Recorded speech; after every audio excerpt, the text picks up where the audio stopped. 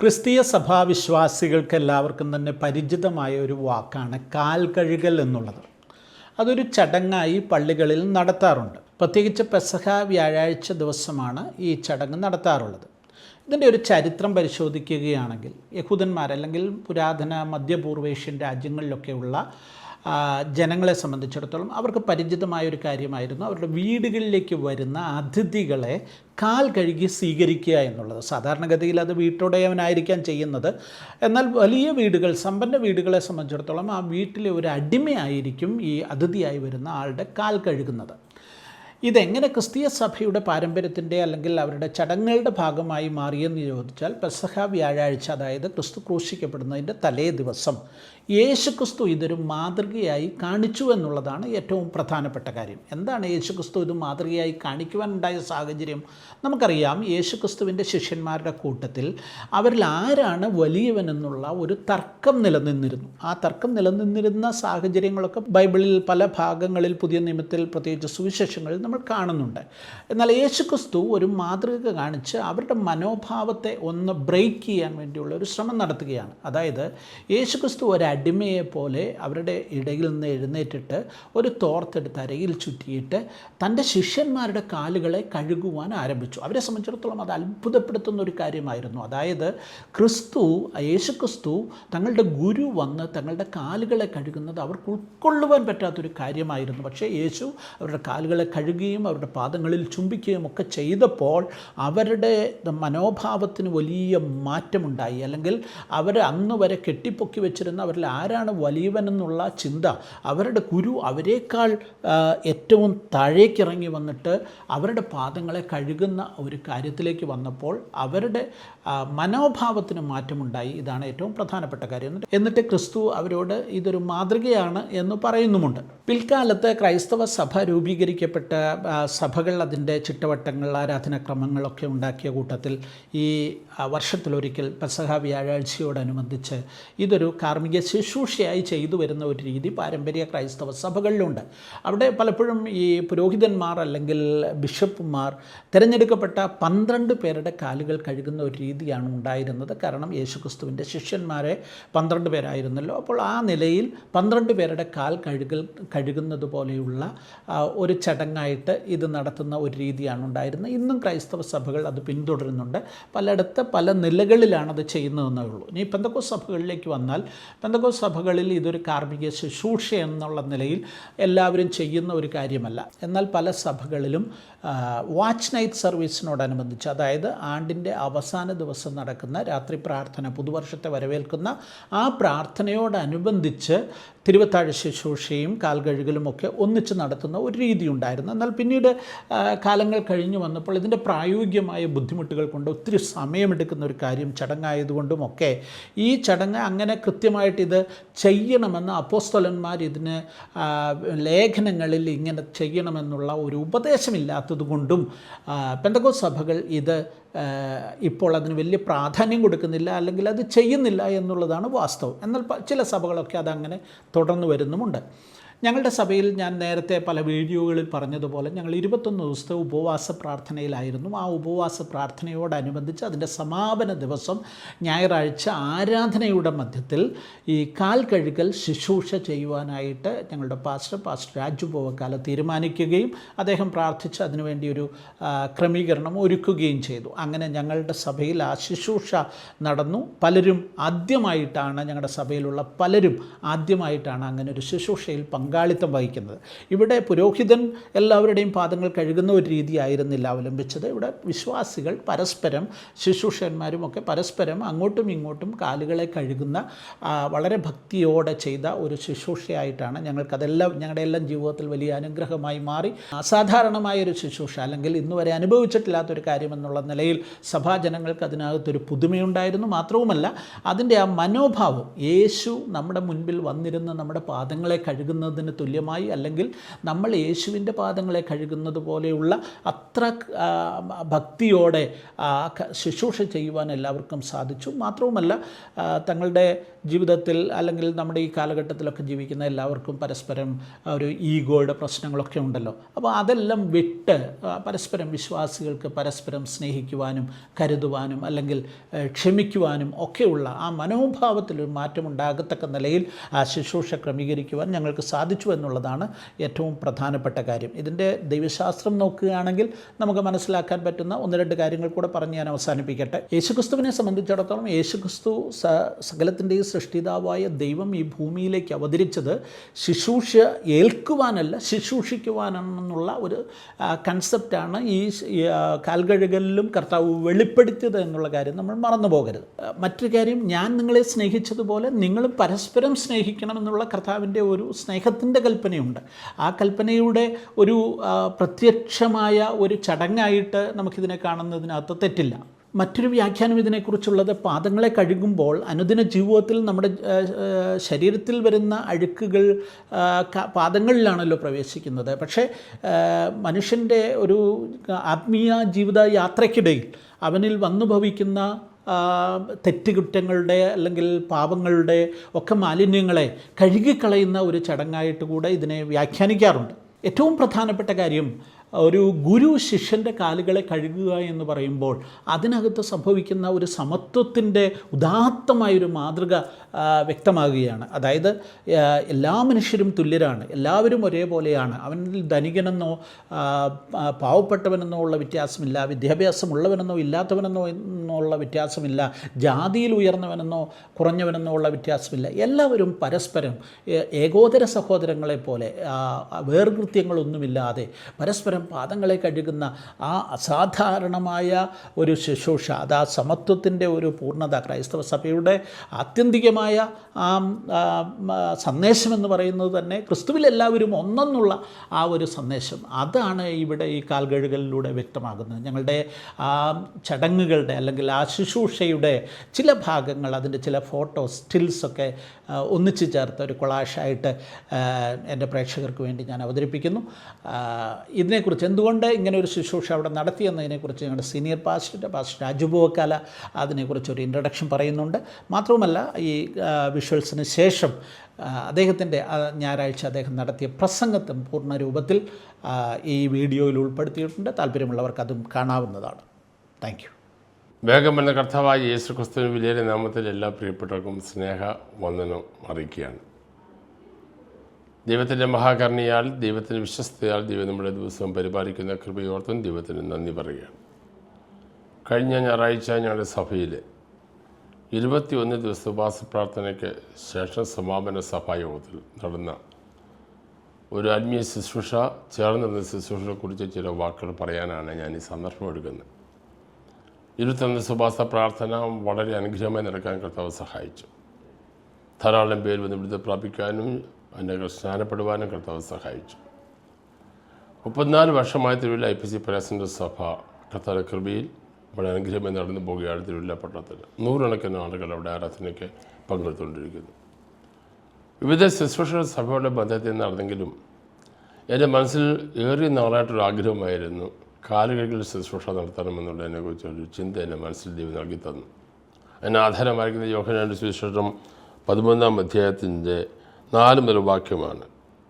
അത്താഴത്തിൽ നിന്ന് എഴുന്നേറ്റ് വസ്ത്രം ഊരിവെച്ച് ഒരു തൂർത്തെടുത്ത് അരിയിൽ ചുറ്റി ഒരു പാത്രത്തിൽ വെള്ളം പകർന്ന് ശിഷ്യന്മാരെ കാൽ കഴുകുവാനും അരിയിൽ ചുറ്റിയിരുന്ന തുണി കൊണ്ട് തൂർത്തുവാനും തുടങ്ങി. ഈ വേദഭാഗം എൻ്റെ മനസ്സിലെ കുറച്ച് നാളുകളായിട്ട് ഇങ്ങനെ ചിന്തിച്ചു കാണിക്കുവാനും അതിനെക്കുറിച്ച് ദിവസം പ്രാർത്ഥിപ്പാനും ഇടയായി തീർന്നു. തങ്ങളിൽ ആരാണ് വലിയവൻ എന്നുള്ള ചിന്ത ശിഷ്യന്മാരുടെ പറഞ്ഞു. ആ ദിവസം ആരാരുടെ കാല് കഴുകും എന്നുള്ള നിലയിൽ അവർ തമ്മിൽ തർക്കിച്ചുകൊണ്ട് ചിന്തിച്ചുകൊണ്ടിരിക്കുമ്പോൾ കർത്താവായ യേശു ക്രിസ്തു വെള്ളമെടുത്ത് ശിഷ്യന്മാരെ കാലുകളെ കഴുകുകയും തോർത്തുകൊണ്ട് കാലുകളെ തുടയ്ക്കുകയും ചെയ്തു. ഗുരു ആയ കർത്താവ് ശിഷ്യന്മാരെ കാലുകൾ കഴിയപ്പോൾ ശിഷ്യന്മാർക്കത് മനസ്സുകൊണ്ട് പോലും അംഗീകരിക്കാൻ കഴിഞ്ഞില്ല. കാരണം ഒരിക്കലും അവരെ ചിന്തിച്ചില്ല. പത്രോസിനെ തടയാൻ ശ്രമിക്കുക വരെ ചെയ്തു. ഒരു താഴ്മയുടെ മനോഭാവം, വിനയത്തിൻ്റെ മനോഭാവം ഉണ്ടാകണമെന്നുണ്ടെങ്കിൽ നമ്മൾ അനുഷ്ഠിക്കേണ്ട ചില കാര്യങ്ങൾ മനസ്സുകൊണ്ട് പറഞ്ഞാലും പ്രസംഗിച്ചാലൊക്കെ വളരെ എളുപ്പമാണ്. പക്ഷേ പ്രായോഗികമായി ചെയ്യുക എന്നുള്ളത് വളരെ ബുദ്ധിമുട്ടുള്ള കാര്യമാണ്. എൻ്റെ മനസ്സിൽ ഒരിക്കലെങ്കിലും ഈ ഒരു ശുശ്രൂഷ ചെയ്യണമെന്നൊരു മനസ്സിലൊരു ആഗ്രഹം ഉണ്ടായിരുന്നു. ഈ പ്രാവശ്യം സഭാസ പ്രാർത്ഥന ചെയ്യണമെന്ന് ആഗ്രഹിച്ചിട്ടിരിക്കുമ്പോൾ ഞാൻ മനസ്സിൽ ഇങ്ങനെ തീരുമാനിച്ചു, ഈ ശുശ്രൂഷ യഥാർത്ഥമായിട്ട് ചെയ്യാനായിട്ട് പരിശുദ്ധമായ നിയോഗമുണ്ടെങ്കിൽ ശുശ്രൂഷിപ്പോൾ ദേവദാസന്മാർ 2 പേരെങ്കിലും ഈ ശുശ്രൂഷയുമായി ബന്ധപ്പെട്ട് പ്രസംഗിക്കുമ്പോൾ പറഞ്ഞാൽ അതെനിക്കൊരു നടത്തിപ്പായി തീരുമെന്ന് ഞാൻ മനസ്സിൽ ചിന്തിക്കാനിടയായി തീർന്നു. എന്നാൽ കർത്താവിൻ്റെ കൃപയാൽ 5ലധികം ആളുകൾ കർത്താവിൻ്റെ ദാസന്മാർ പ്രസംഗമെത്തിയ ഈ ശുശ്രൂഷയുമായി ബന്ധപ്പെട്ട് സംസാരിപ്പാനിടയായി തീർന്നു. എനിക്കത് ഭയങ്കര കൺഫർമേഷനായി. ഞാൻ വിഷയമായി ദിവസം പ്രാർത്ഥിച്ചു. ആ ശുശ്രൂഷ സഭയിൽ ചെയ്യണമെന്ന് ആഗ്രഹിക്കുകയും തീരുമാനിക്കുകയും ചെയ്തു. അതനുസരിച്ച് കാര്യങ്ങൾ മുമ്പോട്ട് നീങ്ങി. പരിശുദ്ധമായ വലിയ നിയോഗം അതോടെ ചേർന്നുണ്ടായിരുന്നു.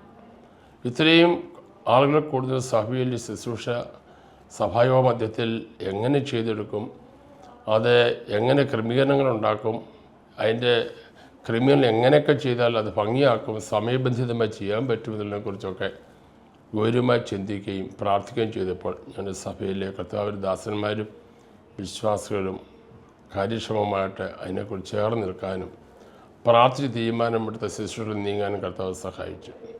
കർത്താവിൻ്റെ വലിയ കൃപയാൽ ഏകദേശം 80 പേര്, 40 സഹോദരന്മാരും 40 സഹോദരിമാരും ഒരു സന്ദർഭത്തിൽ ആലയത്തിൻ്റെ അകത്ത് വെച്ച് തന്നെ സ്റ്റേജിൻ്റെ അവിടെ തൊട്ട് ബാക്കിലോട്ട് 2 സൈഡിലായിട്ട് ഇരുന്ന് ആ ശുശ്രൂഷ നിർവഹിപ്പാനിടയായി തീർന്നു.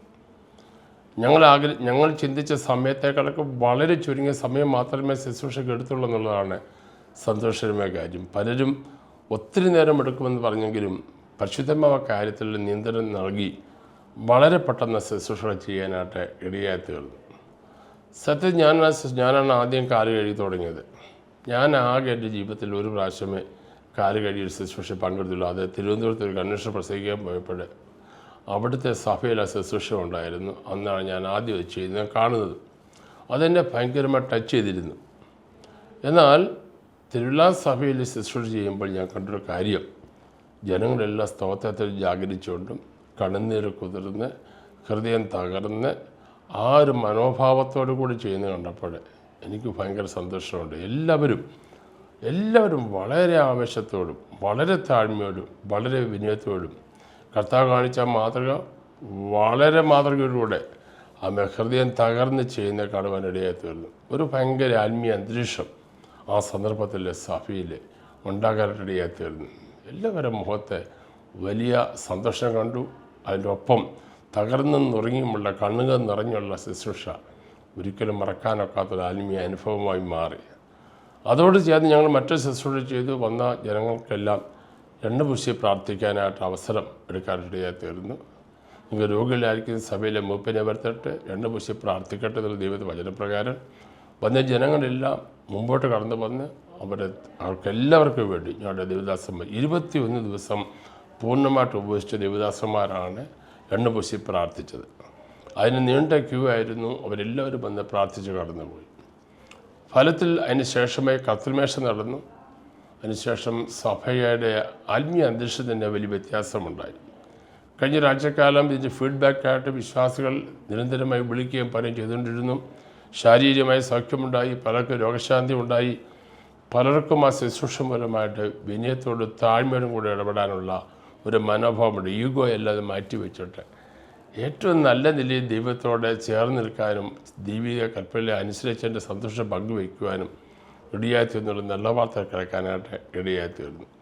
നമ്മൾ ഏത് ശുശ്രൂഷ ചെയ്താലും അതിൻ്റെ മനോഭാവം ഏറ്റവും പ്രധാനപ്പെട്ട കാര്യമാണ്. കർത്താവ് നമ്മൾ കാണിച്ച മാതൃകകളിലെ അത് നിരന്തരം ചെയ്യുക എന്നുള്ളതിൻ്റെ അപ്പുറത്തായിട്ട് ഒരിക്കലെങ്കിലും ചെയ്താൽ അത് നമ്മുടെ ആത്മീയ ജീവിതത്തിന് ഒരിക്കലും മറക്കാനാകാത്ത ഒരു അനുഭവമായിരിക്കും. പലരും പറഞ്ഞ പാസ്റ്ററെ അത് ഒരിക്കലും ഞാൻ മറക്കത്തില്ല, എൻ്റെ ഹൃദയം തകർന്നു പോയി, ഒരു എളിമയുടെ അനുഭവം ഉണ്ടാകണമെന്ന് എൻ്റെ മനസ്സിൽ ആഗ്രഹമുണ്ടായി, ഈഗോ എല്ലാം എവിടെയോ പോയി ഒളിച്ചു എന്ന് പറയാനായിട്ട് ഇടയായി തീർന്നു.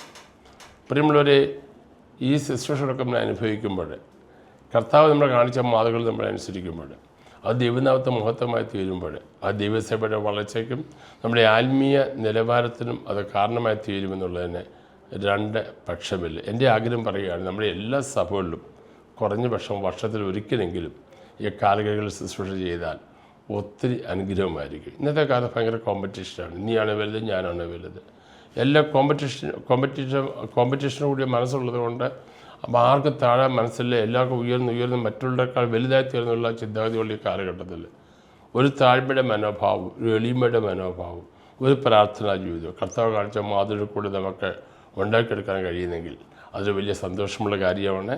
എല്ലാ വിശ്വാസി സമൂഹങ്ങളും കർത്തദാസന്മാരും ഒരിക്കലെങ്കിലും നമ്മുടെ സഭയിൽ ഈ അനുഗ്രഹിക്കപ്പെട്ട ശുശ്രൂഷ ചെയ്താൽ ഒരു വലിയ അനുഗ്രഹമായിരിക്കുമെന്ന് എൻ്റെ അനുഭവത്തിൽ ഞങ്ങളുടെ സഭയിൽ നിന്ന് കഴിഞ്ഞൊരാഴ്ചക്കാലം ലഭിച്ച ഫീഡ്ബാക്കിൽ നിന്ന് എനിക്ക് നിങ്ങളെ അറിയിക്കാൻ സന്തോഷമുണ്ട്. അത് സഭയുടെ വളർച്ചയ്ക്കും ആത്മാക്കളുടെ വിടുതലിനും അത് കാരണമായി തീരും. വിശുദ്ധ ബൈബിളിൽ പറഞ്ഞിരിക്കുന്ന കാര്യങ്ങൾ ചെയ്യുന്നതിൽ എന്താണ് തെറ്റുള്ളത്? തെറ്റുള്ള കാര്യമില്ല. ഏത് കാര്യം ചെയ്താലും വിമർശിക്കുന്ന കാലമാണ് ഇന്നത്തെ കാലം. എങ്കിൽ പോലും കർത്താവ് പറഞ്ഞ കാര്യങ്ങൾ എണ്ണംപൊശി പ്രാർത്ഥിക്കാൻ പറഞ്ഞിട്ടുണ്ട്, കാല് കഴുകാനായിട്ട് ദൈവത്തിൽ നമുക്ക് അടിസ്ഥാനപരമായി നൽകിയിട്ടുണ്ട്. അങ്ങനെയുള്ള ചെയ്യാൻ പറ്റുന്ന കാര്യം ബൈബിളിൻ്റെ അകത്ത് നിന്ന് നമുക്ക് ചെയ്യാൻ പറ്റുന്നെങ്കിൽ അതേ അനുഗ്രഹിക്കപ്പെട്ട കാര്യമാണ്. ശിഷ്യന്മാർ നീൾ തട്ടിപ്പ് രോഗികൾ സൗഖ്യമായി റോമാൽ പ്രാർത്ഥിച്ചു കൊടുത്തിട്ടപ്പോൾ വിടുതലുണ്ടായി.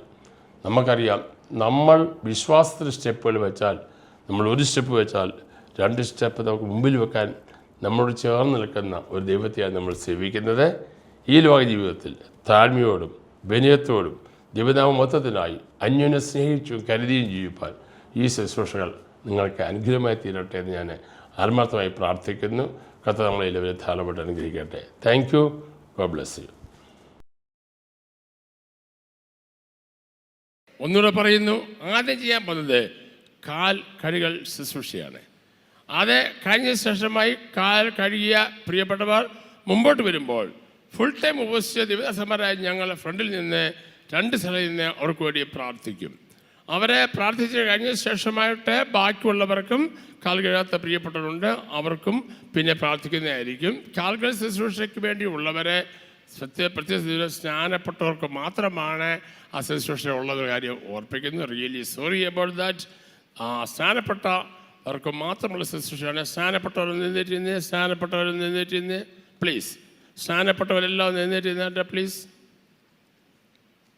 സ്നാനപ്പെട്ട സകല ആളുകളും എഴുന്നേറ്റിരുന്നാട്ടെ.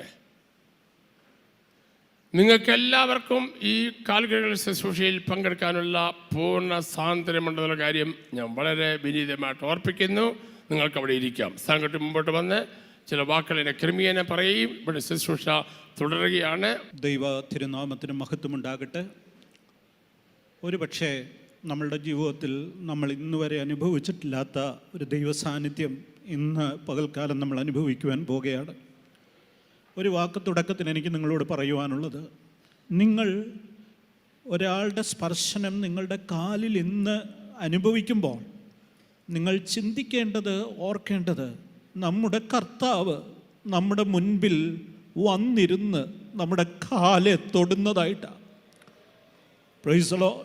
അതുപോലെ നിങ്ങൾ മറ്റൊരാളുടെ കാലിൽ തൊടുമ്പോൾ കർത്താവിൻ്റെ പാദപീഠത്തിൽ നിങ്ങൾ തൊടുന്നതായിട്ടാണ് ചിന്തിക്കേണ്ടത്.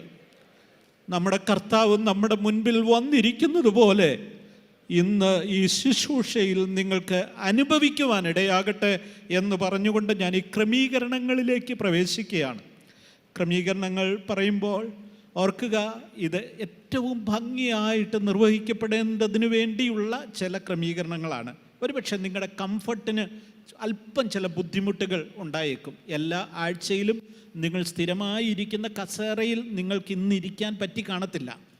നിങ്ങൾക്ക് ഇരിക്കുന്ന കൈയുള്ള കസേര നിങ്ങളിൽ പലർക്കും ഇന്ന് കിട്ടിക്കാണത്തില്ല. അതിന്ന് മാത്രമാണ്, അടുത്ത ആഴ്ച തൊട്ട് നിങ്ങൾക്ക് അതെല്ലാം കിട്ടും. അപ്പോൾ ഇന്ന് നിങ്ങളിപ്പോൾ ഇരുന്ന ഈ കസേരയുണ്ടല്ലോ, ഈ ശുശ്രൂഷ കഴിയുമ്പോൾ ഒരുപക്ഷെ നിങ്ങൾക്ക് ആ കസേര കിട്ടത്തില്ല. ഓക്കെ, അപ്പോൾ അതിനൊക്കെ തയ്യാറായിട്ട് നമ്മൾ ഇതിലേക്ക് പ്രവേശിക്കുവാൻ പോവുകയാണ്. കാരണം ക്രമീകരണങ്ങൾക്ക് വേണ്ടിയാണ്. ഇത്രയും പേരുള്ള ഒരു ശുശ്രൂഷയിൽ ഈ ചടങ്ങ് നടക്കുമ്പോൾ അതിൻ്റേതായ ഭക്തിയിൽ മാത്രം നമ്മൾ അത് കോൺസെൻട്രേറ്റ് ചെയ്യുക. നമ്മുടെ കംഫർട്ടിന് അവിടെ ഒരു സ്ഥാനവുമില്ലെന്നുള്ള കാര്യം ഓർക്കുക. നമ്മൾ ഒരാളുടെ മുന്നിൽ കുനിഞ്ഞ് നമ്മൾ കാല് പിടിക്കുമ്പോൾ എന്താ സംഭവിക്കുന്നത്? നമ്മളില്ലാതെയാകുകയാണ്. പിന്നെ നമ്മുടെ കംഫർട്ടിനൊന്നും അവിടെ എന്തില്ല, ഒരു സ്ഥാനവുമില്ലെന്നുള്ള കാര്യം ഓർക്കണം എന്ന് അഡ്വാൻസ് ആയിട്ട് ഞാൻ പറയുന്നു. ഇപ്പോൾ വോളണ്ടിയേഴ്സ് അവരവർക്ക് നിർദ്ദേശിക്കപ്പെട്ട സ്ഥാനങ്ങളിലേക്ക് അവരവരുടെ കസേരകളുടെ അടുത്തേക്ക് ദയവായിട്ട് ഓരോരുത്തരായി വന്നു നിന്നാട്ടെ. ബാക്കിയുള്ളവരെ ഈ ക്രമീകരണത്തിനിടയിലും നിങ്ങൾ പ്രാർത്ഥനാപൂർവമായിരിക്കുക. അല്പം ചില തടസ്സങ്ങളുണ്ട്, സമയമെടുക്കും. സാവകാശം ചെയ്യേണ്ട ഒരു ശുശ്രൂഷയാണ്. അതുകൊണ്ട് നേരത്തെ ഓർപ്പിച്ചതുപോലെ 2 ശുശ്രൂഷകൾ സൈമൾട്ടേനിയസ് ആയിട്ട് ഇവിടെ നടക്കുകയാണ്. ദൈവദാസന്മാർ ഇവിടെ നിൽക്കും. നിങ്ങളുടെ കാലുകൾ കഴുകി കഴിയുമ്പോൾ തിരിച്ച് ആ നടുക്കുള്ള റോയിൽ കൂടെ അകത്തേക്ക് വരണം. ആ കാര്യം നിങ്ങൾ പ്രത്യേകം ഓർപ്പിക്കുന്നു. സമയമായില്ല, ധൃതി വെക്കരുത്. ഇത് വളരെ പവിത്രമായി ചെയ്യേണ്ട ഒരു ശുശ്രൂഷയാണ്. ആരും ധൃതി വെക്കരുത്, വോളണ്ടിയേഴ്സ് ധൃതി വെക്കരുത്. നമ്മൾ ടൈം കാൽക്കുലേറ്റ് ചെയ്ത് കാര്യങ്ങൾ പ്ലാൻ ചെയ്തിരിക്കുന്നത് അനുസരിച്ച് എല്ലാവരും സമയമെടുത്ത് ഈ ശുശ്രൂഷ ചെയ്താലും നമ്മുടെ സമയത്തിനകത്ത് ഈ ശുശ്രൂഷകളെല്ലാം തീരും. അതുകൊണ്ട് ഇതിനകത്ത് പങ്കെടുക്കുന്നവർ വളരെ ഭക്തിയോടെ സമയമെടുത്ത് വേണം ചെയ്യാനായിട്ട്. ഈ മാപ്പിലേക്ക് എല്ലാവരും ഒന്ന് നോക്കണം. ഇതിലാണ് നമ്മുടെ പരിപാടി മുഴുവൻ നമ്മൾ ചെയ്യാൻ പോകുന്നത്. ശുശ്രൂഷ നടക്കുന്നത് ഇവത്തിലാണ്. ഇതിനകത്ത് ഒരാൾ ഈ ഓർഡർ തെറ്റിച്ചാൽ ശുശ്രൂഷ മുഴുവൻ അലങ്കോലമാകും. ഈ നടുക്കത്തെ പാസേജ് ആർക്കുമില്ല. ഈ റെഡ് കാർപ്പറ്റ് കിടക്കുന്ന ഭാഗം ആർക്കും ഉപയോഗിക്കാനായിട്ട് സാധിക്കത്തില്ല. ഇത് വോളണ്ടിയേഴ്സിന് മാത്രമുള്ളതാണ്. പിന്നെ നമുക്ക് നമ്മുടെ മുമ്പിലുള്ള 2 വഴിയാണുള്ളത്. സഹോദരിമാർക്ക് ഞാൻ ഈ നിൽക്കുന്നത് നേരെ കാണുന്ന ഈ ഒരു പാസേജുണ്ട്, അതിനുശേഷം കാണുന്ന പാസേജുണ്ട്. മൊത്തം 10 കസേരയാണ് റോയിൽ കിടക്കുന്നത്. 3, 4, 3. മൂന്നാമത്തെ കസേര ആദ്യം ചുമല ഭാഗത്ത് ചേർന്ന് കിടക്കുന്ന റെഡ് കാർപ്പറ്റിൽ ചേർന്ന് കിടക്കുന്ന കസേരകൾ കഴിഞ്ഞാൽ ഈ പാസേജിലൂടെ ആയിരിക്കും നിങ്ങൾ മുന്നോട്ട് കടന്നു വന്ന് എണ്ണ പൂശി പ്രാർത്ഥിക്കാനായിട്ട് നിങ്ങൾ നടന്നു വരുന്നത്. കാൽപാദം കഴുകിയതിന് ശേഷം നിങ്ങൾ വിശുദ്ധ ചുംബനം ചെയ്തിട്ട് നിങ്ങൾ നടുഭാഗത്തേക്ക് ഇറങ്ങി നിങ്ങൾ നേരെ മുന്നോട്ട് നടന്നു വരണം. നിങ്ങൾ നടന്നു വരുമ്പോൾ ഇവിടെ വോളണ്ടിയേഴ്സ് ഉണ്ട്, അവർ നിങ്ങളെ ദൈവദാസന്മാരിലേക്ക് ഗൈഡ് ചെയ്യും. നിങ്ങൾ എണ്ണ പൂശി പ്രാർത്ഥിച്ചതിന് ശേഷം നിങ്ങൾ മടങ്ങി പോകേണ്ടത് ഹോളിൻ്റെ വെളിയിലൂടെയല്ല, വന്ന വഴിയിലൂടെയല്ല, തൊട്ടപ്പുറത്ത് ഒരു വഴിയും കൂടെ കിടപ്പുണ്ട്. ആ വഴിയിലൂടെ വേണം നിങ്ങൾ പോകാൻ. നിങ്ങൾ ആ ഇരിപ്പിടങ്ങളിലേക്ക് ചെല്ലുമ്പോൾ ആ റോയിൽ എവിടെയോ, നിങ്ങൾ ഇരുന്ന റോയിൽ തന്നെ എവിടെയോ നിങ്ങളുടെ ബാഗുണ്ട്. നിങ്ങൾ വന്ന് ഇരിക്കേണ്ടത് ഏറ്റവും ലാസ്റ്റ് കസേരയിലായിരിക്കണം. കാല് കഴുകിയ 2 പേർ അവിടുന്ന് മാറുമ്പോൾ ബാക്കിയുള്ള എല്ലാവരും ആ റോയിൽ നിന്ന് എഴുന്നേറ്റ് നിങ്ങൾ അടുത്തോട്ട് തന്നെ കയറിയിരിക്കണം. പറയുന്നത് മനസ്സിലാവുന്നുണ്ട്? അതനുസരിച്ചാണ് നിങ്ങൾ തീരുന്നോ നോക്കുന്നത്. അങ്ങനെ നമ്മൾ അടുത്ത ആളുകളെ ആ റോയിലേക്ക് കൊണ്ടുവന്ന് ഈ ശുശ്രൂഷകൾ ചെയ്യുന്നതായിരിക്കും. സഹോദരന്മാരുടെ ഭാഗത്ത് ക്ലിയർ ആയോ?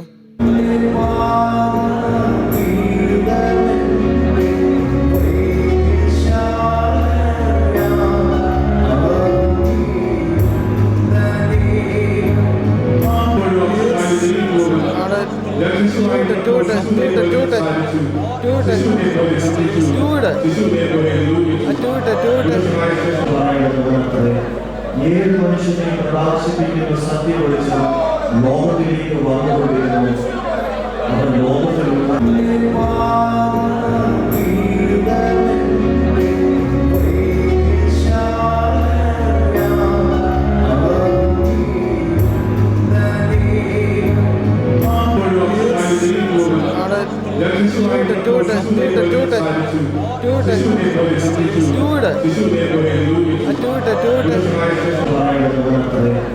ഏത് മനുഷ്യനെ പ്രകാശിപ്പിക്കുന്ന സത്യം വിളിച്ച് ലോകത്തിലേക്ക് വന്നുകൊണ്ടിരുന്നു. അവർ ലോകത്തിലുള്ള അംഗീകാരം കൊടുത്തു. അവർ രക്തത്തിൽ നിന്നല്ല, ജഡത്തിന്റെ ഇഷ്ടത്താലല്ല, പുരുഷന്റെ ഇഷ്ടത്താലുമല്ല, ദൈവത്തിൽ നിന്ന് പ്രചരിച്ചത്.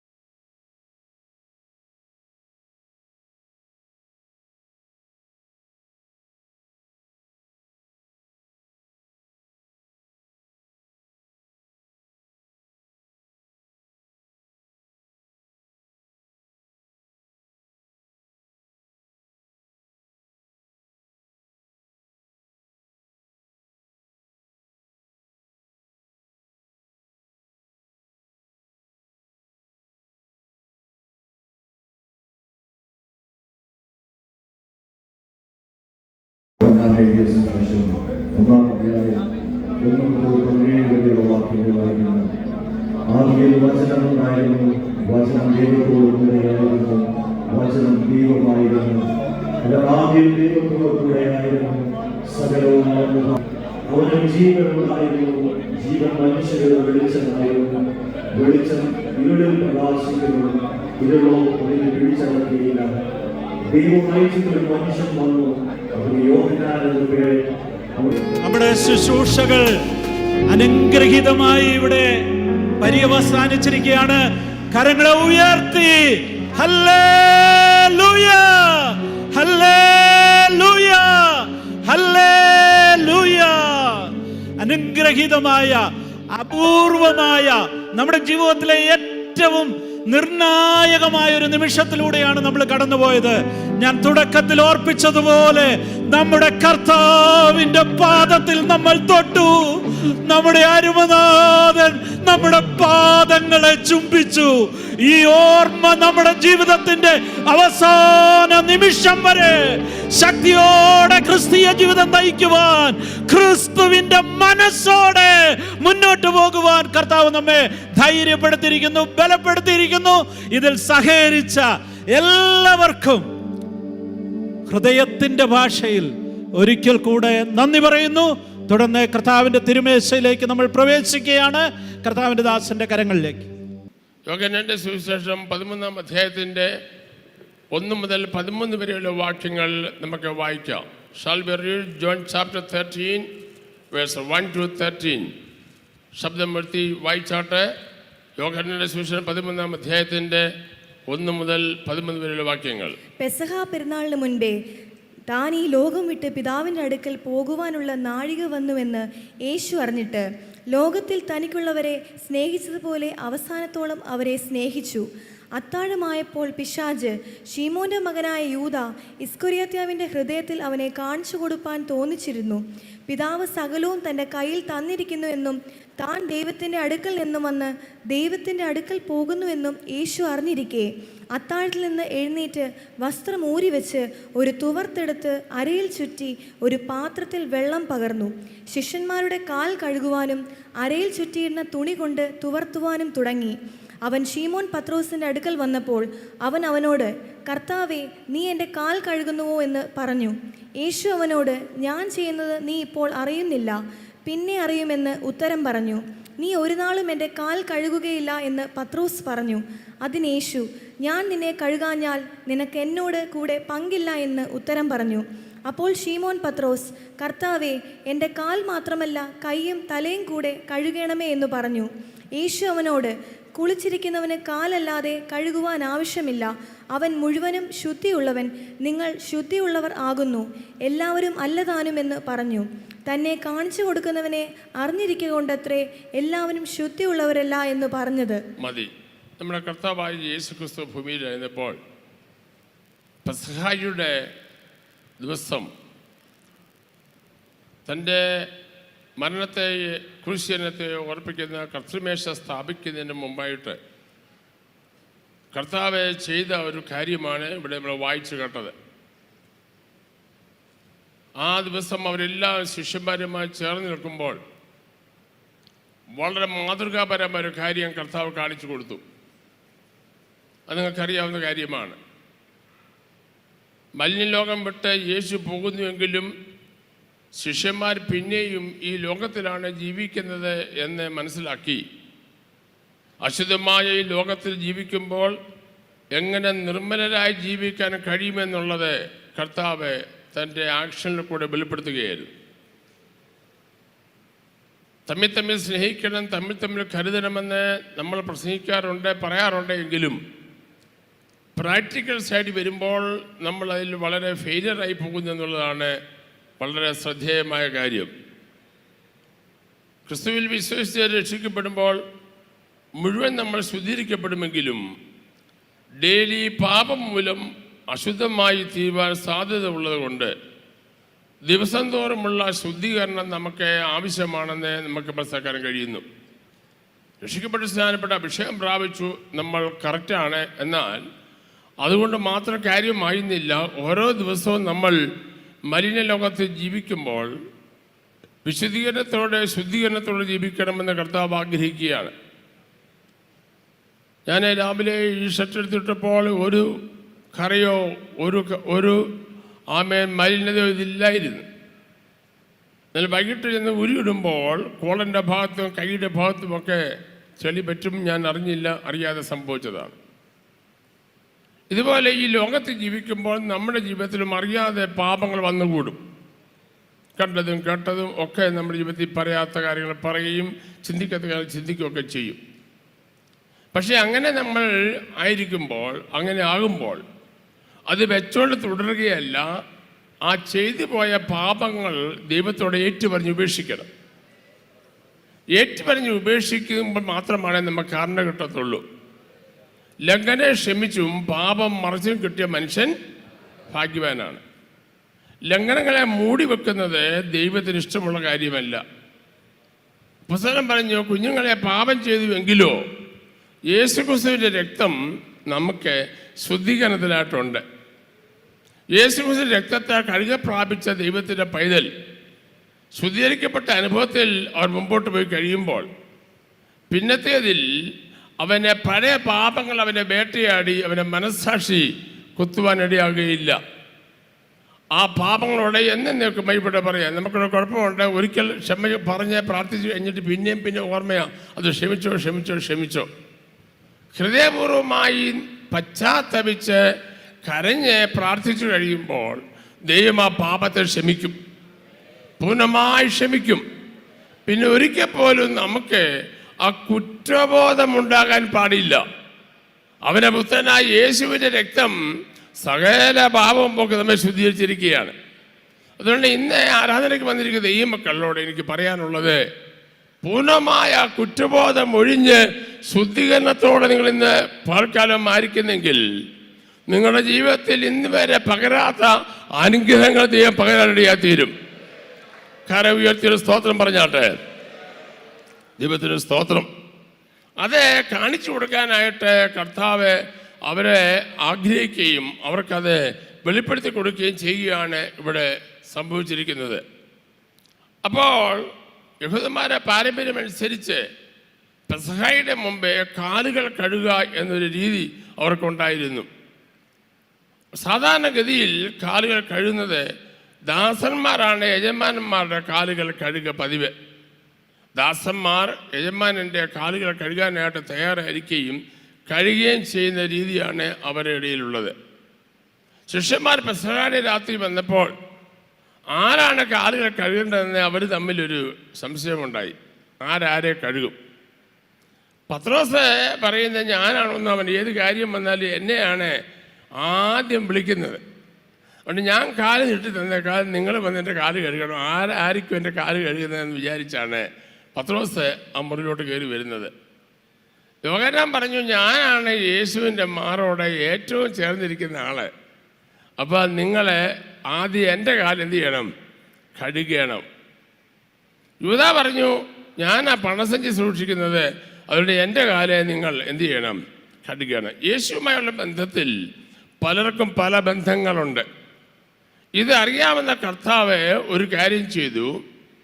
ആരുടെ കാല് കഴുകും? അവരുടെ ഇടയിൽ തന്നെ അന്നും ഉണ്ടായിരുന്നു. ഞങ്ങളുടെ ഇടയിൽ ആരാണ്? ഉറക്കെ പറ. എനിക്ക് വലിയ അത്ഭുതം തോന്നിയിട്ട് യേശു ജീവിച്ച കാലത്ത് അത്ര ഉണ്ടെങ്കിൽ ഇന്ന് എത്ര അധികമായിരിക്കും അല്ലേ? നമ്മൾ വിചാരിക്കട്ടെ, അവനെന്തിനാ അത്രയും പറയുന്നത്, അവൻ എന്നെ വലിയ പൊങ്ങച്ചം കാണിക്കുന്നത്, അവനെന്താ വലിയവനെന്ന് കാണിക്കുന്നത്? അതിൻ്റെ കാരണം എന്താണെന്നറിയാമോ? യേശുവിൻ ജീവിച്ചിരുന്ന കാലത്ത് യേശുവിൻ്റെ കൂടെ 3.5 വർഷക്കാലം ജീവിച്ച ശിഷ്യന്മാർ തന്നെ പറയുകയാണ്, ഞങ്ങൾ ആരാണ് വലിയവൻ. അപ്പം നോക്കണം, ആ ചിന്താഗതിയെ ഇടിച്ചു താക്കാനും ആരാണ് വലിയവനെന്ന് കാണിക്കാനും കർത്താവ് ചെയ്ത ഒരു അനുഗ്രഹിക്കപ്പെട്ട ശുശ്രൂഷയാണ് അവരെ പാദങ്ങൾ കഴുകി എന്നുള്ളത്. നിങ്ങൾക്കറിയാം കർത്താവ് എന്താണ് ചെയ്തത്? അവരെ അന്യോന്യം നോക്കിയിരിക്കുമ്പോൾ, ശിഷ്യന്മാരെല്ലാം നോക്കിയിരിക്കുമ്പോൾ യേശു തൻ്റെ വസ്ത്രം ഊരി മാറ്റി വെച്ചിട്ട്, ഞാൻ വായിപ്പിക്കാൻ സമയമെടുക്കുന്നില്ല, വസ്ത്രം ഊരി മാറ്റി വെച്ചിട്ട് അരിയിൽ അവർ തോർത്ത് ചുറ്റിയിട്ട് ഒരു പാത്രത്തിൽ വെള്ളമെടുത്ത് ശിഷ്യന്മാരെ കാലുകൾ കഴുകാൻ തുടങ്ങി. ഒരിക്കൽ പോലും ശിഷ്യന്മാർ ചിന്തിച്ചില്ല യേശു അങ്ങനെ ചെയ്യുമെന്ന് ചിന്തിച്ചില്ല. കാരണം ഗുരുവായിരിക്കുന്ന ആൾ ശിഷ്യന്മാരെ കാല് കഴുകുന്ന പതിവേ ഇല്ല. പക്ഷേ വാഴ്ത്തപ്പെട്ട കർത്താവ് സ്വർഗത്തിൽ നിന്ന് അണഭൂമിയിലേക്ക് കടന്നു വന്ന് സ്വർഗത്തിൻ്റെ എല്ലാമായ തൃത്വത്തിൽ രണ്ടാമനായ കർത്താവ് മാനവജാതിയുടെ പാപങ്ങളെ പരിഹരിക്കുവാൻ താണഭൂമിയിലേക്ക് കടന്നു വന്ന കർത്താവ് തന്റെ രക്തം അല്പം കഴിയുമ്പോൾ ഊറ്റിത്തന്ന് നമ്മുടെ പാപങ്ങളെ ക്ഷമിക്കാനായിട്ട് അദ്ദേഹം ഒരുങ്ങുകയാണ്. എന്നാൽ അതിനു മുമ്പായി അദ്ദേഹം ചെയ്യുന്നത് തൻ്റെ ശിഷ്യന്മാർക്ക് മാതൃകയായി താൻ വെള്ളമെടുത്ത് ശിഷ്യന്മാരെ കാലുകൾ കഴുകാൻ തുടങ്ങിയാണ്. നമ്മൾ യേശുവിനെ കുറിച്ച് ഒത്തിരി പ്രസംഗിക്കാറുണ്ട്, നമ്മളൊത്തിരി ഡിബേറ്റ് നടത്താറുണ്ട്, സിമ്പോസിയം നടത്താറുണ്ട്. ഞാൻ നിങ്ങൾ ചോദിക്കുന്നത് പ്രിയമുള്ളവരെ, യേശുവിൻ്റെ ആ താഴ്മയുടെ സ്വഭാവത്തിൻ്റെ എന്തെങ്കിലും അംശം നമ്മുടെ നടുവിലുണ്ടോ എന്ന് നമ്മൾ ഇന്ന് പകൽക്കാലം ചിന്തിക്കണം. ഇന്നത്തെ മനുഷ്യൻ്റെ ഏറ്റവും വലിയ പ്രശ്നം ഈഗോയാണ്. ഞാനാണ് ഏറ്റവും വലുത്, ഞാൻ പറയുന്നതാണ് ശരി, ഞാൻ പറയുന്ന പോലെ എല്ലാവരും ചെയ്യണം എന്നുള്ളൊരു ചിന്ത മനുഷ്യരുടെ ഇടയിൽ വർദ്ധിച്ചുകൊണ്ടിരിക്കുന്ന കാലത്ത് യഥാർത്ഥമായ ക്രിസ്ത്യാനിറ്റി എന്ന് പറയുന്നത് തങ്ങളെക്കാൾ മറ്റുള്ളവർ ശ്രേഷ്ഠന്മാരെന്ന് എണ്ണതാണ് ഏറ്റവും വലിയൊരു കാര്യം. ദൈവത്തിന് സ്തോത്രം. അത് പറയാൻ വളരെ എളുപ്പമുള്ള കാര്യമാണ്, എങ്കിലും പ്രായോഗിക ജീവിതത്തിൽ വളരെ ബുദ്ധിമുട്ടുള്ള കാര്യമാണ്. വേദശാസ്ത്രികൾ അഭിപ്രായപ്പെടുന്നത്, ചരിത്രം പറയുന്നത് യേശു ആദ്യം കാല് കഴുകിയത് യൂദയുടെ കാലാണെന്നാണ്. ഏറ്റവും ആദ്യം കഴുകിയത് യൂദയുടെ കാലാണെന്നാണ്. യേശു 12 ശിഷ്യന്മാരെ കാലുകൾ കഴുകി. തന്നെ ഒറ്റിക്കൊടുക്കുന്നത് യൂദയാണെന്ന് അറിഞ്ഞിട്ട് പോലും യേശു യൂദയുടെ കാല് കഴുകാനായിട്ട് മടിയില്ലാതെ കാലുകൾ കഴുകിയെന്നുള്ളതാണ്. ഞാൻ ചോദിക്കുന്നു, ഇവിടെ വന്ന രാഷ്ട്രീയ സാമൂഹിക മത നേതാക്കന്മാരിൽ ആരെങ്കിലും അണികളെ കാലുകൾ കഴുകിയിട്ടുണ്ടോ? അണികളെ കൊണ്ട് അവരെ കാലുകൾ കഴുകിയതല്ലാതെ ആരുടെയും കാലുകൾ ഒരു നേതാവും കഴുകിയിട്ടില്ല. എന്നാൽ ലോക ചരിത്രത്തിൽ, ഇന്നുവരെയുള്ള ചരിത്രത്തിൽ ആകെ ഒറ്റ സംഭവമേ നടന്നിട്ടുള്ളൂ. നമ്മുടെ വാർത്തപ്പെട്ട കർത്താവായ യേശു ക്രിസ്തുവാണ് നമുക്കിത് മാതൃക കാണിച്ചിരിക്കുന്നത്. ആമേൻ. തന്നോട് 3.5 വർഷക്കാലം നടന്ന തൻ്റെ ശിഷ്യന്മാരെ ആരാണ് വലിയവനെന്ന് പഠിപ്പിക്കാനായിട്ട്, താഴ്മയുള്ളവനാണ് വലിയവനെന്ന് മനസ്സിലാക്കിക്കാനായിട്ട് വാർത്തപ്പെട്ട കർത്താവായ യേശു ക്രിസ്തു വെള്ളമെടുത്ത് തൻ്റെ ശിഷ്യന്മാരെ കാൽപാദങ്ങൾ കഴുകുകയാണ്. 12 ശിഷ്യന്മാരെ കാലുകളും യേശു കഴുകിയെന്ന് നമുക്ക് കാണുവാനായിട്ട് കഴിയുകയാണ്. ആമേൻ. ആരാണ് വലിയവനെന്ന് അറിയാണ്ടിരുന്ന ശിഷ്യന്മാർക്ക് കാല് കഴുകലിലൂടെ ആ ശുശ്രൂഷ കർത്താവ് വെളിപ്പെടുത്താനിടയായി തീർന്നു. അവന് വസ്ത്രം ഊരി മാറ്റിവെച്ചു. കാല് കഴിയുന്ന ശുശ്രൂഷ അടിമനാണ് സാധാരണ ചെയ്തു വന്നിരുന്നത്. ശിഷ്യന്മാർ മുമ്പോട്ട് വരാതിരുന്നപ്പോൾ യേശു ആ ശുശ്രൂഷ ഏറ്റെടുക്കാൻ റെഡിയായി തീർന്നു. താൻ ദാസ്യരൂപമെടുത്ത് വേഷത്തിലും മനുഷ്യനായി ഭൂമിയിൽ വന്നുവെന്ന് ഒരിക്കൽ കൂടെ തെളിയിക്കത്തക്കവണ്ണം വെള്ളമെടുത്ത ശിഷ്യന്മാര് കാലുകൾ കഴുകുവാനായിട്ട് ഇടയായി തീർന്നു. ദൈവത്തോട് ഈ ചരിത്രം യോഹന്നാന്റെ സുവിശേഷത്തിൽ മാത്രമാണ് നമുക്ക് കാണാനായിട്ട് കഴിയുന്നത്. ദൈവത്തിന് സ്തോത്രം. കർത്താവ് പറഞ്ഞു, ഞാനിപ്പോൾ ചെയ്യുന്ന എന്താണെന്ന് നിങ്ങൾക്കിപ്പോൾ അറിയത്തില്ല, ഞാൻ പോയ ശേഷം പിന്നത്തേതിൽ നിങ്ങൾ അത് മനസ്സിലാക്കുവാനിടയായി തീരും. യജമാന കർത്താവുമായ നിങ്ങളുടെ വാഴ്ത്തപ്പെട്ട കർത്താവ് നിങ്ങളുടെ കാലുകളെ കഴുകിയെങ്കിൽ നിങ്ങൾ എത്രമാത്രം കഴുകേണ്ടതാണ് എന്ന് കർത്താവ് അവിടെ തെളിയിച്ചു കൊടുക്കുകയാണ്. മത്തായി സുവിശേഷം 5-ാം അധ്യായത്തിന്റെ 22 മുതൽ 25 വാക്യം ഒന്ന് വായിച്ചേ. മത്തായി ചാപ്റ്റർ 5-ാം അധ്യായത്തിന്റെ 22 മുതൽ 25 വരെ വാക്യങ്ങൾ വായിച്ചാണ്. ഞാനോ നിങ്ങളോട് പറയുന്നത്, സഹോദരനോട് കോപിക്കുന്നവനെല്ലാം ന്യായവിധിക്ക് യോഗ്യനാകും. സഹോദരനോട് നിസ്സാര എന്ന് പറഞ്ഞാലോ ന്യായാധിപ സഭയുടെ മുൻപിൽ നിൽക്കേണ്ടി വരും. മൂഢ എന്ന് പറഞ്ഞാലോ അഗ്നിനരകത്തിന് യോഗ്യനാകും. ഒരു സഹോദരൻ നോക്കണേ, നമുക്ക് ഈ വാക്യങ്ങളൊക്കെ നമുക്ക് വായിക്കാൻ ഇഷ്ടമേ അല്ല. നമുക്ക് 21-ാം സങ്കീർത്തനവും 91-ാം സങ്കീർത്തനവും ഒക്കെ നമ്മുടെ ഹിറ്റ് വാക്യങ്ങൾ. എന്നാൽ നമുക്ക് വളരെ ഗൗരവമായി പാലിക്കേണ്ട അനേക ഗൗരവമായ വചനങ്ങൾ ഇതിനകത്ത് ഒളിഞ്ഞു കിടപ്പുണ്ട്.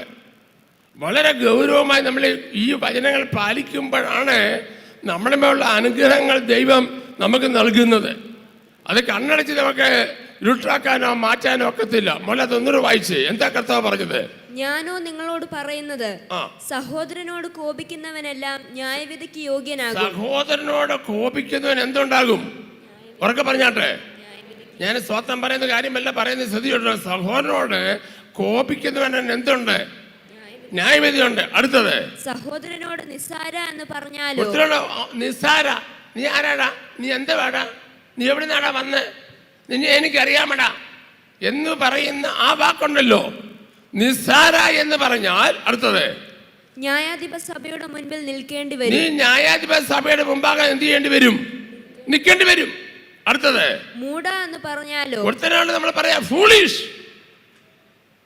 എത്രയോ പ്രാവശ്യം പറഞ്ഞിരിക്കുന്നല്ലേ, അവനെ ഫൂളിഷാ, അവനെ ഇഡിയറ്റാ.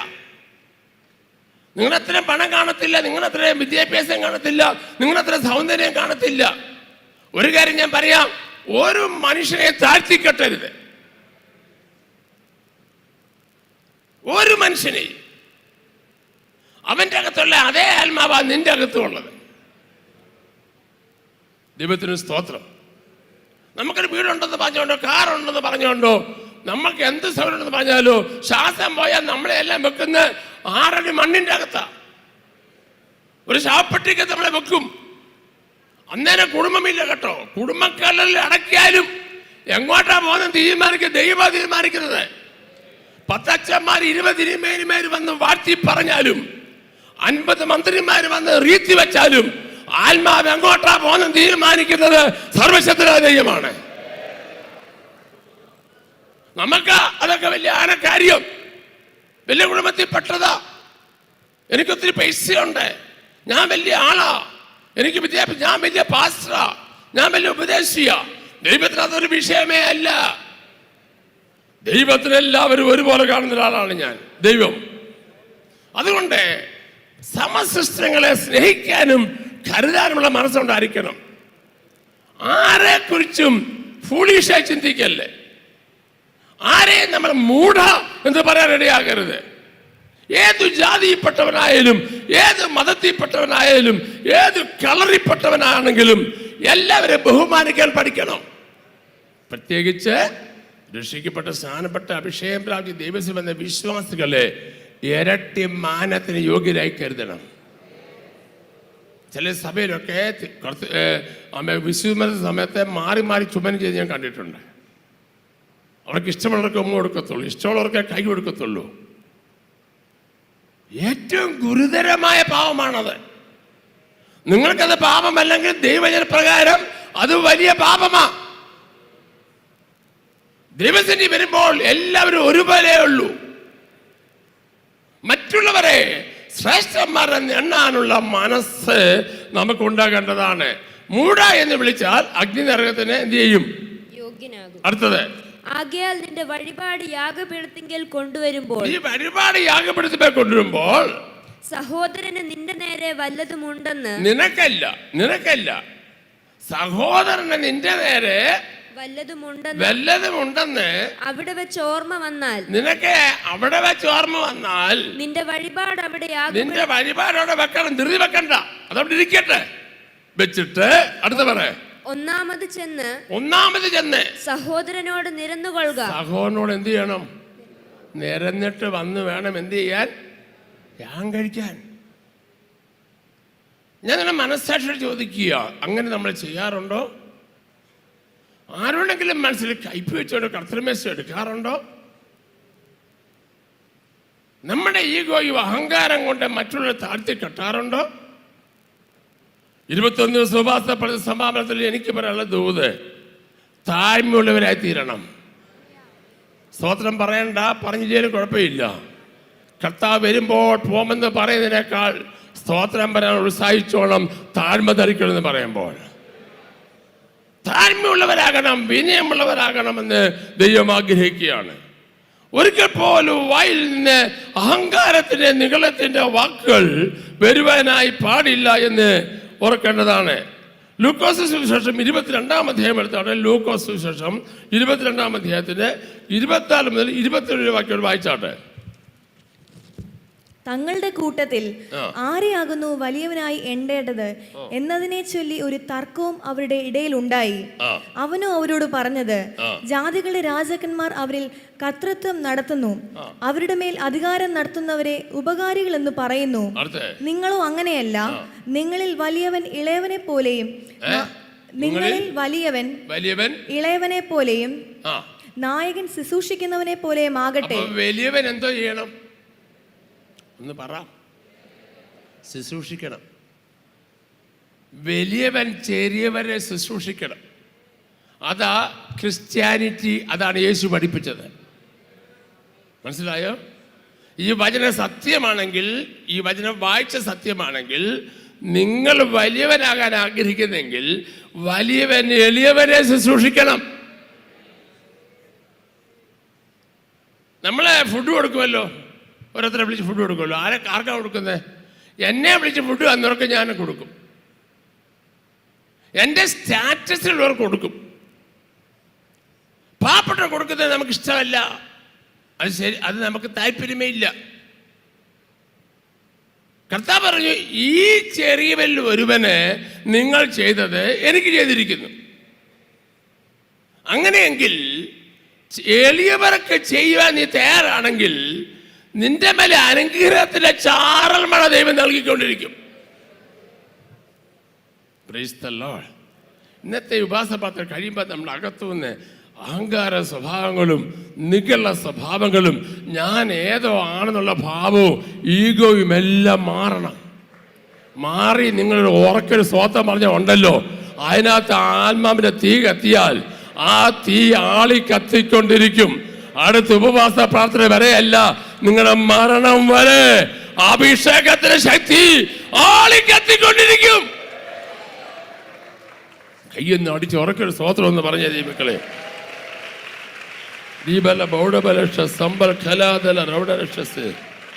ദൈവത്തിന് സ്തോത്രം.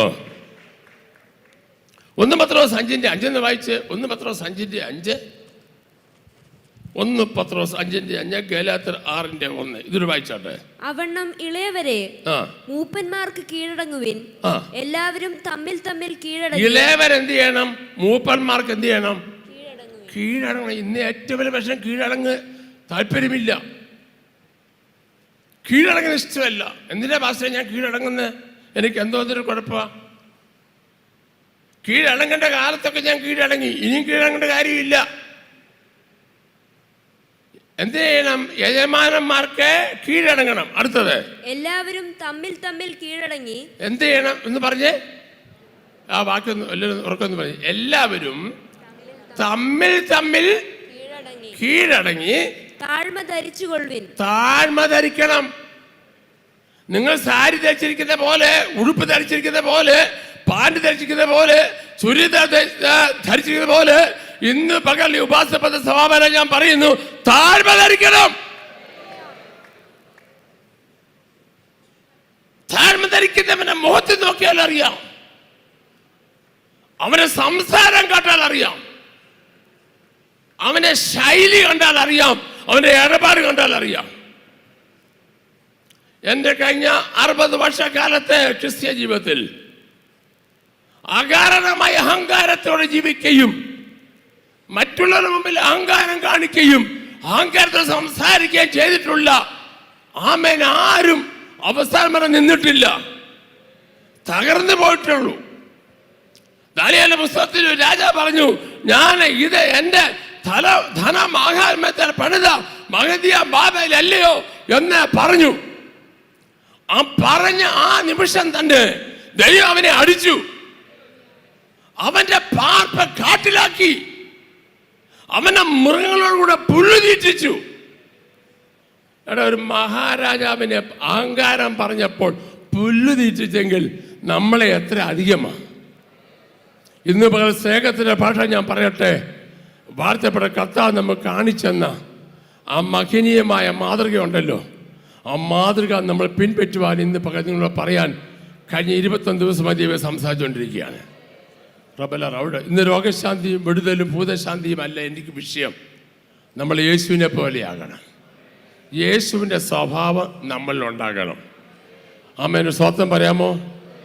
ഹല്ലേലൂയ. അപ്പോസ്തല പ്രവൃത്തിയിൽ നമ്മൾ വായിക്കുമ്പോൾ ആമേൻ ആ അപ്പോസ്തലന്മാർ കാണിച്ച ഒത്തിരി നല്ല മാതൃകകളും പ്രവൃത്തിയും നമുക്ക് കാണാൻ കഴിയുന്നുണ്ട്. കർത്താവായ യേശുക്രിസ്തു താഴ്മ നമ്മുടെ മനസ്സിൽ വരാനായിട്ട് കാണിച്ച ഏറ്റവും വലിയ മാതൃകയാണ് കാലുകൾ കഴുകി എന്നുള്ളത്. എല്ലാ കർത്തൃമേശയ്ക്ക് മുമ്പായിട്ടും കാലുകൾ കഴുകേണ്ട കാര്യമില്ല. കാരണം അത് പ്രായോഗികമല്ല എന്ന് ഞാൻ പറയാതെ നിങ്ങൾക്കറിയാം. എങ്കിലും യേശു ചെയ്ത ആ മാതൃക, ആ മനോഭാവം നമ്മുടെ മനസ്സിൽ നിന്ന് ഒന്ന് മായാതിരിക്കുവാനും ഒരിക്കലെങ്കിലും മറ്റൊരാളുടെ കാല് കഴുകുന്ന ഒരു അനുഭവം നമ്മുടെ ജീവിതത്തിലുണ്ടെങ്കിൽ അതൊരിക്കലും മറക്കത്തില്ലെന്ന കാര്യം ഓർത്തോണം. അത് നമുക്ക് ഏറ്റവും ശ്രദ്ധേയമായ അനുഗ്രഹമായ കാര്യമാണെന്ന് നിങ്ങൾ തിരിച്ചറിയേണ്ടതാണ്. ഞാൻ കഴിഞ്ഞ 34 വർഷമായി സഭയുടെ ശുശ്രൂഷ. ഓരോ ആണ്ടൃതി യോഗത്തിനും ഓരോ കൺവെൻഷനും ഞാൻ എൻ്റെ മനസ്സിൽ ആഗ്രഹിക്കും, കർത്താവേ ഒരു കാലുകളിലെ ശുശ്രൂഷ ഈ സഭയിൽ ഒന്ന് നടത്തണമെന്ന് എനിക്കൊരാഗ്രഹമുണ്ട്, എൻ്റെ അവസരം എനിക്ക് തരണമേ എന്ന് ഞാൻ പ്രാർത്ഥിക്കാറുണ്ട്. പക്ഷെ പല കാരണങ്ങൾ കൊണ്ട് അന്നേരം ഒന്നും അവസരം ലഭിക്കാറില്ല. എന്നാൽ ഈ പ്രാവശ്യം ഞാൻ ദിവസത്തിൽ ഒരു അടയാളം വെച്ചു. കർത്താവ് ഈ പ്രാവശ്യം ഉപവാസ പ്രാർത്ഥനയിൽ വിശ്വാസികൾ തമ്മിൽ കാലുകൾ കഴുകി ഒരു താഴ്മയുടെ ഒരു മനോഭാവത്തിലൊക്കെ നയിക്കത്തക്കൊണ്ടമായി അവരെ നയിക്കാൻ എനിക്ക് ഒരു അടയാളം തരണമേ എന്ന് ഞാൻ ദൈവത്തോട് പ്രാർത്ഥിച്ചു. 2 ദേവദാസന്മാരെങ്കിലും കഴിഞ്ഞ 21 ദിവസം ഉപവാസ പ്രാർത്ഥനയിൽ ഇതുമായി ബന്ധപ്പെട്ട ഇതിൻ്റെ ഗൗരവത്തെക്കുറിച്ച് സംസാരിക്കുകയാണെങ്കിൽ ഞാൻ വെച്ച ആ അടയാളമാണ് എന്ന് എനിക്ക് ബോധ്യപ്പെടുവാൻ ഇടയാകും എന്ന് ഞാൻ ദൈവസന്നിധിയിലെ ഒരു വാക്ക് ദൈവത്തോട് ഞാൻ പറഞ്ഞു. പ്രിയമുള്ളവരെ, ഞാൻ എന്നിട്ട് കണ്ണുനീരോടെ ഈ വിഷയം വെച്ച് ദൈവസന്നിധി പ്രാർത്ഥിച്ചു. കർത്താവേ, ഞാൻ ഈ സഭയുടെ പാസ്റ്ററായിട്ട് നിന്നിട്ട് എല്ലാവരെക്കാളും വലിയൊരാളായി ചമഞ്ഞിട്ട് കർത്താവിനെ വരവെങ്കിൽ ഞാൻ തള്ളപ്പെട്ടവരായി പോയെങ്കിൽ ഞാനിവിടെ ഇത്രയും ചെയ്തിട്ട് എനിക്ക് എന്താ കാര്യം? എൻ്റെ കഴിഞ്ഞ 34 വർഷത്തെ ശുശ്രൂഷയിൽ ഏതേലും നിലയിൽ അഹങ്കാരമോ നികളമോ ഉള്ള വിശ്വാസികളെക്കാളോ പാസന്മാരെക്കാളോ ഞാൻ വലിയൊരാളായി പോയി ഇതൊരു ഭാവം എൻ്റെ മനസ്സിൽ വന്നിട്ടുണ്ടെങ്കിൽ അതിനെ ഒന്ന് ഇടിച്ച് താത്തേ, അങ്ങയുടെ ആ സ്വഭാവത്തിലേക്ക് വരുവാൻ, അങ്ങ് ശിഷ്യന്മാരെ കാലുകൾ കഴുകിയതുപോലെ കഴുകാൻ എനിക്കൊരു അവസരം തരണമേ എന്ന് ഞാൻ ദൈവത്തോടെ ദിവസങ്ങളിൽ അഭ്യർത്ഥമായി പ്രാർത്ഥിച്ചു. 6 ദേവദാസന്മാർ കഴിഞ്ഞ 21 ദിവസത്തിനകം ഈ വിഷയം എടുത്ത് സംസാരിച്ചു. 6 ദേവദാസന്മാർ. ഞാൻ 2 പേരുടെ കാര്യമേ ഞാൻ പറഞ്ഞുള്ളൂ. 6 ദേവദാസന്മാർ. ഓരോ ദേവദാസന്മാർ അത് പറയുമ്പോൾ ദൈവം പറഞ്ഞു, നിനക്കുള്ള ഉറപ്പാണത്, നിനക്കുള്ള ഉറപ്പാണത്, നിനക്കുള്ള ഉറപ്പാണത്. ഈ പ്രാവശ്യം നിന്റെ ഉപവാസം കഴിയുമ്പോൾ ഞാൻ ചെയ്ത മാതൃക നിന്റെ സഭയിൽ നിനക്ക് അനുഷ്ഠിക്കാനുള്ള അവസരം ഞാൻ നിനക്ക് തരികയാണ്. ഇനി അവസരങ്ങൾ നമുക്ക് വേണ്ടി കാത്തിരിക്കുമോ എന്ന് നമുക്കറിയത്തില്ല. നാളത്തെ ദിവസം നമുക്കുള്ളതല്ല. അതുകൊണ്ട് ഞാൻ ചുരുക്കുക മക്കളെ. ഇന്നത്തെ സഭായോഗത്തിൽ ഞാൻ സ്നേഹത്തിൻ്റെ ഭാഷയിൽ പറയുകയാണ്, തങ്ങളെക്കാൾ മറ്റുള്ളവരെ ശ്രേഷ്ഠന്മാരെന്ന് എണ്ണുവാൻ കാലുകൾ കഴുകുന്ന ഒരു മഹത്തായ ശുശ്രൂഷ ഈ സഭയിൽ ഇപ്പോൾ നടക്കാൻ പോകുകയാണ്. ഇത്രയും പറഞ്ഞു വന്നൊരു കാര്യം അത്രയേ ഉള്ളൂ.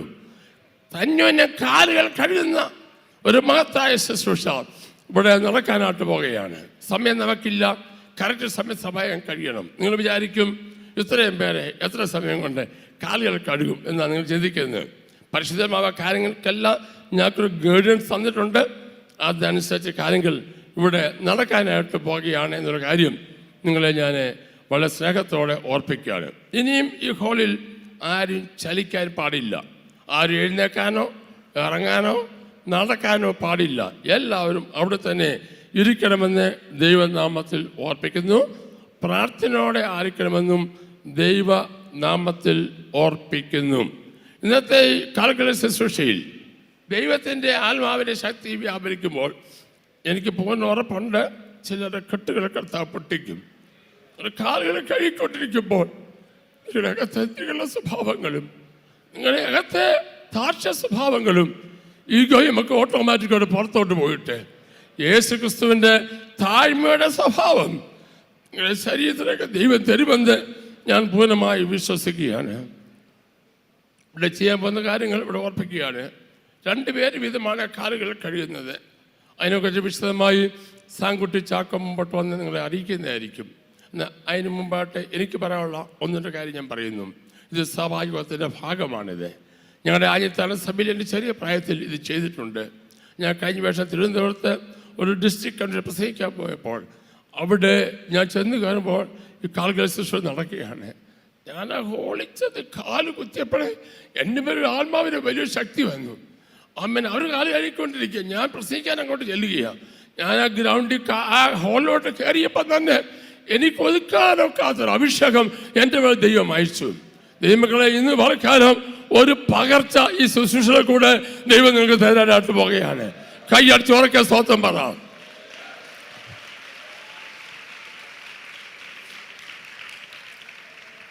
അപ്പോസ്തലപ്രവൃത്തി 13-ാം അധ്യായത്തിൽ അപ്പോസ്തലന്മാർ ഉപവസിച്ചും പ്രാർത്ഥിച്ചുകൊണ്ടിരിക്കുമ്പോൾ ചിലരെ എനിക്ക് വേണ്ടി വേർതിരിക്കുന്നെന്ന് പരിശുദ്ധാത്മാവ് പറഞ്ഞപ്പോൾ അപ്പോസ്തലന്മാർ അവരെ വേർതിരിച്ചു. എപ്പോഴാ?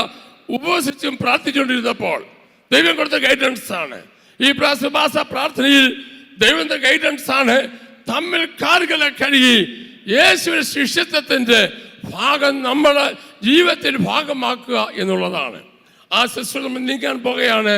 ദയവായി ശ്രദ്ധിക്കേണ്ട കാര്യങ്ങൾ ഇവിടെ സാങ്കുട്ടി മുമ്പോട്ട് വന്ന് പറയുന്നതായിരിക്കും എന്ന് ഓർപ്പിക്കുകയാണ്.